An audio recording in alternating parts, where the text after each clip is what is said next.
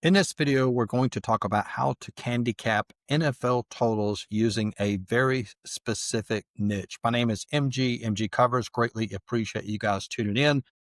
Before we start the video, I want to mention tomorrow is Free Fridays. I give out all my lines for all sports on Fridays. So we'll have all my college football lines, all my soccer lines, and I might even throw in a few NFL lines for Sunday as well. MG Covers, cover spell with a Z.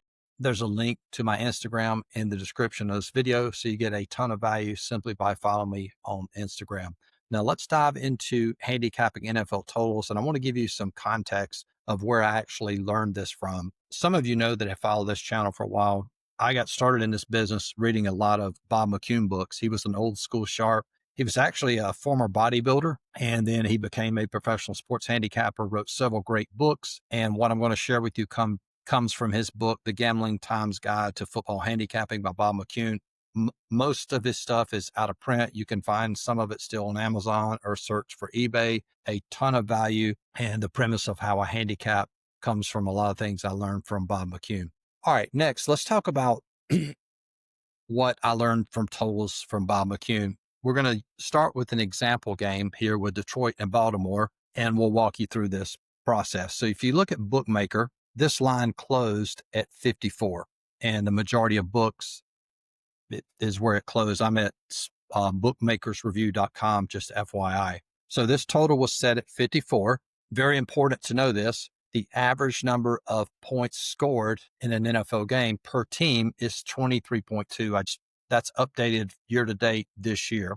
So the average number of points scored total for both teams combined in NFL is 46. Now, when you look at this total, you obviously see a very high total number of 54. Now, let's talk about why the books set this line at 54. If the average is 46, this is 8 points above the average. 8 plus 6 is 54. So the obvious reason that this total is set high, the books anticipate this to, quote, go over, or for both of these teams to score a lot of points. That's part one of why. The other reason, and this is very important to understanding how books set lines, the books realize this probably will go over.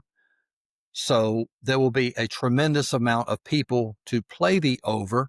So in order to reduce their liability, books do not win every single game that they offer for the public to play. They will take losses. And this is what we call shading the line. They have shaded the line tremendously to the over side. But the reason they do this is to ensure that they'll get people to play the under in order to reduce their liability on the over. So I'll kind of summarize what I've just talked about. Average number of points scored is 46. Books anticipating these teams to score a lot of points, they shade the line, or another word I like to use in inflate, they inflate the overside. Now, here is the part that I learned from Bob McCune. Conventional wisdom will tell you, or you'll think, okay, if the books are overvaluing the over, then there's actually value on the under. In this specific situation, it is advantageous to play the over. And this is applicable to totals. And this was an example that I learned from the book.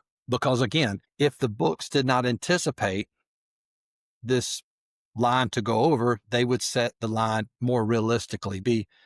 Instead of the line being 54, maybe they would set it at, say, 48, which would only be 2 points above the average. The problem with doing that is if they set it, say, at 48, most people would look at it and go, wow, that's a low totals. I'm going to play the over. And then they would have this extreme liability on the overside. Okay. So again, very important just to review this. And the concept is simple. To summarize, when you see an extreme high total, it's advantageous to play the over. And then the opposite of that in NFL, when you see an extreme low total, advantageous to play the under. Now, let's actually have some application. This is a very important theme I've made here in the last 2 or 3 videos. Anytime you hear somebody say something with regards to sports handicapping, there needs to be some application of this or some proof that what you're saying is actually true, realistic, etc. I know there's a couple other handicappers have made videos like this as well. So you have to always verify something. If somebody says, I've got this quote system, it's hitting 80%. Well, unless you actually show the proof of that, there's no way to verify that. And more times than not, it's just false information. So let's look at some application of this, and we'll actually go back to week 1. We're going to look at overs that are 50 and over and focus on unders that are 39.5 or lower. So this was from week 1. We scroll all the way down and we have one total here, Baltimore and Buffalo from week 1. And the total was set at 51.5. They scored 81 points. And more than likely, I would say the books probably lost money. If this information is correct, 68% of the tickets were on I was looking at the, for the money line. I think this is correct. 53.5% of the tickets were on the over. So not a huge liability there. No, I'm sorry. I misread that information. I'm not sure if that ticket count is right. I think no, that's probably right. Okay. I'll take that back. So 68% of the ticket count was on the over. So books probably did have a huge liability on the over. Again, the reason it's set high to reduce that liability. So that one actually did go over. Let's go to week 2. And there's not a lot. Let's go down. This is week 2. All right, here's one for 50, Jacksonville and Cincinnati. This line was set at 50. And also, too, you can look at the opening line here. Opening line was at 49, so it did bump up a point to the 50. And that over cashed as well. They ended up scoring 58 points in that game. And again, that was the only total we had there. And probably more than likely, same concept there. You probably had a majority of the tickets. Books probably had a majority of the money on the over. But again, inflating that total to the overside, they were able to reduce their liability. Let's move on to week 3. And of course, the one I opened up with, Detroit and Baltimore, that was a crazy high total at 54. Again, even though it was an extremely high total for the over still cashed with the total number of points scored in that game at 68. Scroll down, see if we can find another one. Here is another one, 50.5, Dallas and Chicago. They scored 55 points. And notice what that line opened. The line opened at 46. So it actually moved in the direction of the over as well. And of course, the Thursday night game from Miami and Buffalo, the total was set at 50.5. That cashed. And then finally, let's go to this past week. I don't believe we had any 50 totals, but look what happens. The same concept applies to the under here. Tennessee and Houston, look at the opening line, 40.5. It closes at 39.5. Again, same concept here. Books realize these teams probably will not score a lot of points, so they lower that number significantly to ensure that they get people to play the over to reduce the liability that they will probably have on the under there and the under cashes. Now, this is not something that I've tested long term, but you can see simply by if at the beginning of this video, if you knew absolutely nothing about totals, now you're educated and understand how and why the books set the lines the way that they set, especially on the extreme side with the overs and extreme side with the unders. Would this apply to other sports as well, say baseball, NBA? To some degree, yes. And you can also educate yourself when you're looking at a NBA totals line as well. And one final application of this, let's say how you can apply this to your models. Let's say you have a model and maybe your model indicates, we know the average number of points scored is 46, but let's say your model shows that the